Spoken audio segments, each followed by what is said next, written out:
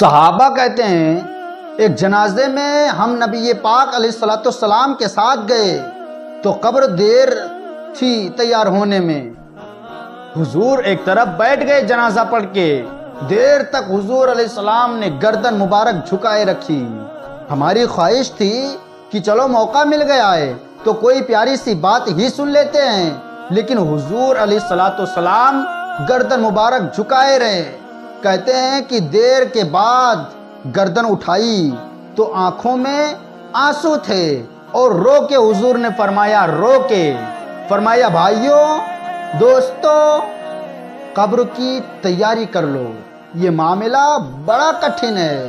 تو حضور تو رو کے کہتے ہیں قبر کی تیاری کر لو، اور یہاں لوگ کہتے ہیں آپ تو بچھوؤں کی بات سنا رہے ہیں، آپ تو لوگوں کو ڈرا رہے ہیں۔ میرے بھائی آپ ایسا نہ کہیں۔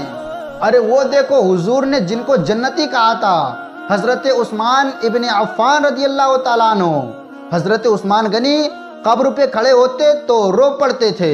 لوگ کہتے ہیں آپ تو جنتی ہیں، آپ کو تو حضور نے جنتی کہا ہے تو روتے کیوں ہیں؟ تو فرمانے لگے جس محبوب نے جنتی کہا ہے مجھے، وہ محبوب انہوں نے ہی کہا ہے قبر آخرت کی منزلوں میں سے پہلی منزل ہے، اس کی تیاری کر لو۔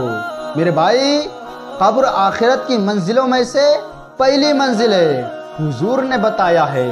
اللہ تعالیٰ ساری امت پر اپنا خاص فضل و کرم فرمائے۔